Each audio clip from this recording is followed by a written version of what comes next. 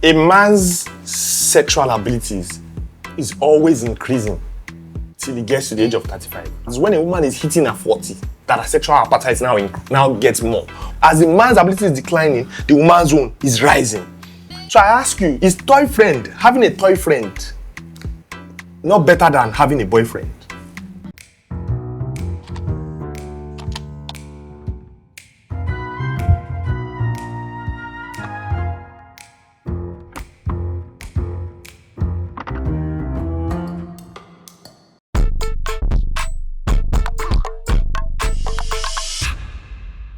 The fact that the title of this topic is "Can a married woman own sex toys?" shows that it is women that need extra attention when it comes to enjoying sex. Now, in a marriage, sex is a beautiful gift from God. We fall into this trap of discussing sex or sex toys between husband and wife as if we are talking about boyfriend and girlfriend. They are not on that level. They have earned the right to enjoy sex as a sacred ritual, as a shared ritual, a mutual exchange of energy between both of them. It's called sexual health for a reason, because it's tied to an individual's health. It is also tied to the health of a union, how that gift of sex is used between them. So it is a serious matter. But we always, because there's this being uncomfortable around the topic of sex. Sex is this, sex is that. Husband and wife are not boyfriend and girlfriend. Don't be talking to them as if they anything. They can have sex on Sunday morning before church. Nothing do them. They have earned it. Now here it is. When a married woman secretly brings in sex toys into a marriage without involving her husband, then she is essentially privatizing something that was supposed to be sacred, something that's supposed to be mutual. If it is truly ours, then if one person is now having a whole private circus on the side, then there's an issue. But then also, when a husband comes, climaxes, and leaves his wife hanging, that is also becoming a one-sided show. Sex is a gift from God to couples. Now, if the woman complains and the man is not listening or is not answering, or his ego is in the picture and he's just not doing anything about it, then it is becoming a one-sided show. The reason why I finally decided to do this video is I spoke to a 63-year-old woman and she was talking about life and everything. And she said the last time that she got married a virgin, the last time she had an orgasm was probably like 25, 30 years ago, when she was in her late 30s. She said she was a freak when she got married. She didn't use the word freak, but she said when she got married, like, she knew she was a beast and she had been waiting all her life to have sex. I mean, we're talking about what, in the 80s or 70s or 80s, yeah? That she and her husband enjoyed the first years of marriage having amazing sex, until it got to a point where she started having kids and her body started changing, and somehow her husband just didn't want to touch her anymore. She said going to like 37, 38, that was when she had sex last with her husband. Now she's 63.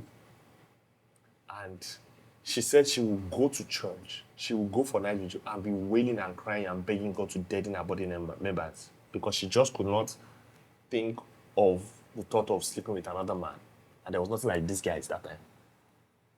So, if sex is a gift from God for two people, how is somebody forced to not enjoy it anymore? Because her husband was banging everything left and right. So how is one person deprived of it? Because sex is a big deal. So how is somebody locked out of sex in their 30s? And then now they are in their 60s and they're looking back and they're like... So she says she looks at young women of nowadays who are making decisions, who are walking out of toxic relationships and everything, and she wishes she had the guts to do that time. Of course, I'm not in support of every woman that jumps out of a relationship because of stupid excuses. But, I mean, the goal is that a lot of women are sexually frustrated in their marriage. I have seen a couple of people, even pastors, talk online and say sexual dissatisfaction is caused because a lot of girls were promiscuous before marriage. So they've been used to so many different sizes of penis that now their man can now not satisfy them as much. Now, to some extent, this is true, but I promise you that there are women who married as virgins. They married as virgins, and they know that they are not sexually satisfied. It doesn't take rocket science for a woman to know that this man jumps on me, he goes bang, bang, bang, bang, bang, bang. 2 minutes when he gets off, I am just now in the mood. It does not take rocket science to know that she is in the mood. But then we try and label it as if, oh no, it's only women who are promiscuous. There are a lot of men who are promiscuous, but they found their rhythm. Some even know how to touch themselves. Even some that were promiscuous, they even understand their body. So they know how to use their husband, the one man they are with, how to use it to satisfy themselves.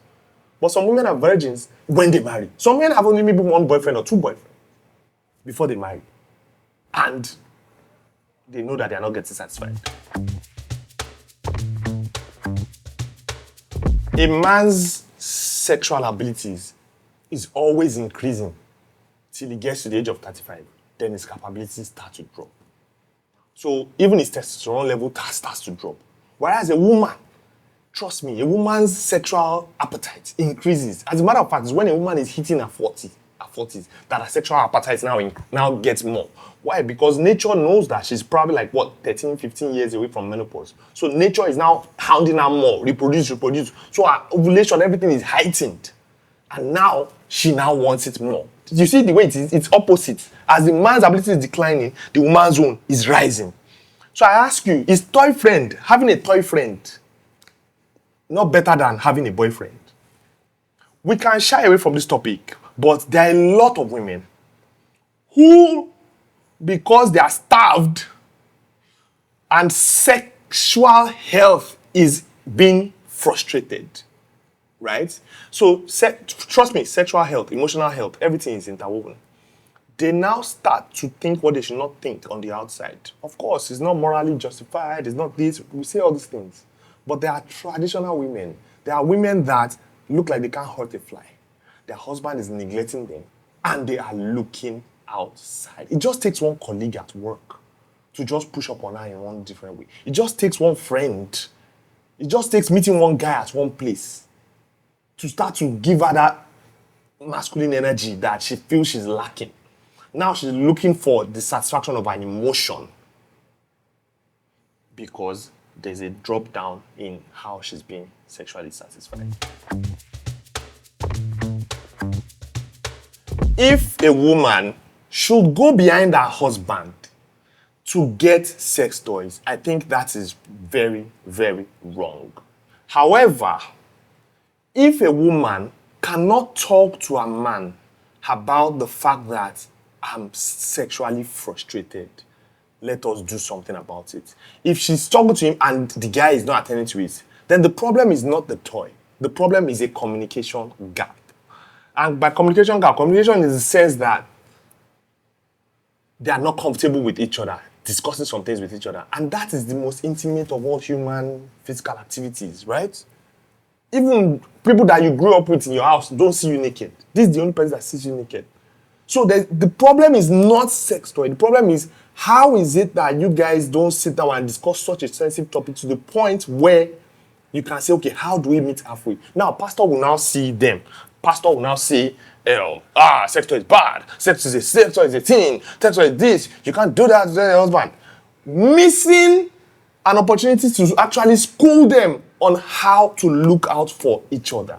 A lot of things are not stated clearly when in a marriage setting, when it comes to sex and how you people treat each other. There's some people that believe that you should not do doggy style, as even as a married couple. They believe it's bad. You should not do all this gymnastic style. Some people believe it and they hold on to that belief.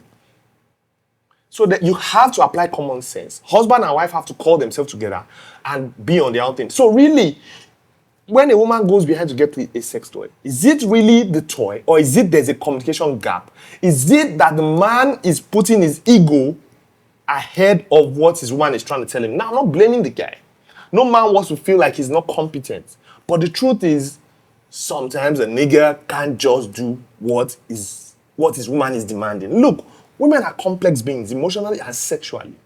Some women have their clitoris, which is the main bomb that gives them orgasm. Of course, there's also G-spot orgasm. But some women's clitoris is buried under so much thick skin that the friction needed, my brother, your penis cannot do it. Or if it can do it, it will not last that long. And to be fair on women, even if you marry a witch, women just instinctively, innately have it in them to always want to protect a man's ego when it comes to sexual performance. That's why you see women faking orgasms. Even a woman who is not happy with a man, she will still fake it as if he banged that well, whereas he didn't bang anything. So what happens when the woman is being left behind? Because a man is guaranteed to have orgasm. There's nothing. He's guaranteed to bang, bang, bang, come. 30 seconds, 2 minutes, whatever. But here it is, my brother. Electric energy is different from muscular energy. If you see a piece of land and you tell somebody, hey, call one man, go and cut the grass in that place. You see the guy, he use cutlass, he's cutting. You come back tomorrow, the guy is sweating, cutting, maybe he's gotten to halfway. Tough job. But that's muscular energy. But if it's electric energy, you give him a grass cutter. He's literally just cruising. You come back in a few hours, it's done. You even design the whole grass because electric energy can perform more than muscular energy. Now, guy now, you're going gee. She's saying faster. Gee. You nearly want to die. You guys are now being incompatible sexually. A man who marries at 30 can perform wonders, but as he's getting to 42, maybe he can't do it anymore. So this discussion has to be had between husband and wife. If you are really following me, then you're going to realize that this video is actually for husbands. Guys, masculinity is not defined by penis. African men have the biggest dicks in the world. Black men have 9-inch dicks, 12-inch dicks, whatever. But collectively, in the modern world, what have we done? What have we built? British men came with their uncircumcised small white penises, but they took over us. They colonized us. Asian men have 4.5-inch penis when their penis is risen. When it rises to the man, when it's hard. 4.5. That's not half of your penis as a black man. But yet, we're still going to China to buy things. We're still going to China to collect loan. So it's not by penis that you define what men do in this world. There's even a whole saying among white women that once you go black, you never go back. But it's not by dick. So stop judging your masculinity by how big your dick is or how well you can last in bed. Of course, it's good, but that's not what defines masculinity. We know some popular people who are small like this, small in stature. Guys that they know they can carry a 7-inch dick or that body frame, but yet they command so much masculine power. When you go to work, why don't you use your leg and go to work? If your office is on the 20th floor, why do you enter the elevator? Why don't you say you want to walk up to the 20th floor? Human beings, we've used our brains to build machines. Like I told you earlier, electric power will do 50 times what muscular power cannot do. So all that I give him. Are you joking? It gets to a point you will not be able to perform like that. So what do you do in that situation? You see, there are many sexless marriages that don't need to be sexless. They're sexless because the woman, sex is a chore for her. It's like work. Because she's always left hanging. So when the guy comes to call her, baby, let's do. Then she comes, then she lies down, then they start to do. As she's about to get into it, don't come. Bam, the guy has come. It's a serious issue. Then she wants to talk about it, then the guy's ego is struck. Because you think that penis is what makes a man. Okay, another risk that they raise is that, once you start using toys, she will get addicted to it. Then the man will not say, who told you that? Of course, if you eat ice cream every day, you get addicted to it. If you drink alcohol every day, there's risk of addiction in everything. And that's why I definitely criticize married women who go behind their husband. But that thing is two-sided. Some don't want to go behind their husband to get a sex toy. How about if you infuse it into your bond? Like I said, there are a lot of things that the Bible did not state. So you have to apply your common sense as a married couple. On one end, you say maybe she will get addicted to the toy. On the other end, that she gets sexually frustrated, the marriage still crashes anyway because she's been left hanging. And I've spoken to a lot of sex therapists. There's this Ireti. She's one that even gave me all these weapons to display for you people. Talk sex with Ireti. And she pointed out that over 90% of marriage issues stem from sexual incompatibility. Sexual incompatibility doesn't mean we don't both like sex, but that we can't perform at the same pattern. And those are one of the serious issues that we are going through in this world of today. So, back to husbands, you need to become more open-minded. You need to understand that the fact that you cannot go 5 rounds does not mean you are not a man. That masculine energy has nothing to do with penis size or penis functionality. Same way, feminine energy does not have anything to do with how many girls have done yash. They've done their body. They still don't have any feminine energy. They have the feminine feature. Look at them, but you will not put them in your house.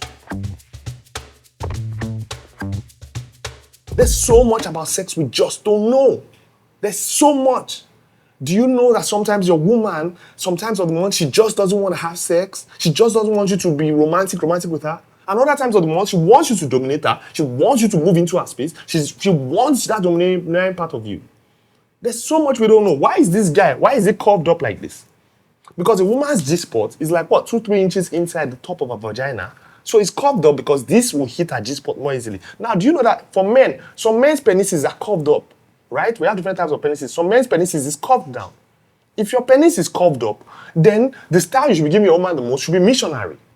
Because then you have more chances of frictioning her G-spot. Or cowgirl, with her riding you and facing you. If your penis is curved down, missionary is not going to friction your woman's G-spot. You should be doing reverse cowgirl or good old doggy style. But many things we don't know. And as a man, you don't want to hear that you need to learn how to knack. You don't want to hear it. You believe that they give them. Even if you have knacked 50 girls before you met your wife, those women are every woman is different. You still have to learn a woman's body. But you don't want to know this thing. You just want to follow what you want to follow. This, for example, is called a bullet. If the kids see this, they won't even know what it is. There are some that even look like a lipstick, so identical to a lipstick. Women always have all these accessories in their bag, so this doesn't look any strange. It's not all sex toys that she's putting 12-inch penis in her vagina. Like I said, some women's clitoral sensitive nerves is buried under so much thick skin that the friction needed to get her to even climax. Her husband probably doesn't have that strength or patience. But this will blast her off in a minute or two, and both of you are happy. So, with these few points of mine, I hope I've not been able to confuse you, but able to convince you that as a married couple, between you and your wife, there is no damn problem if you infuse toys to make your sexual life healthier. Picture telling your wife, oh, baby, let's go and do something. Let's go and get down. And she's getting excited to it, looking forward to it. Why? Because she knows she's going to be blasted off. She knows she's going to enjoy it. Like I said, for her to now go and start using it behind you, that is bullshit. But if she's trying to have a conversation with you and you just can't stand the thought of it, my brother, okoko ni okunrin, ma worry. It's not by penis. I don't care if you have 3.5 inches penis. It doesn't matter. Your woman will still respect you if you use so much masculine energy. She can. So infuse it into it. Make your sex life better. And make sure that it's something that both of you use together. There are couples who have done this. And the woman, if her husband is not around, she will literally even call him and be like, can I use the toy? Because she knows that, okay, she doesn't want to go down that path where maybe they argue, they're not talking for 2 weeks, and then she's going to depend on the toy. Yes, but let's just stop focusing on the negative. What about the positives? Do you know how many marriages are crashing because they can't even just have good sex? What's the point of it? Peace out.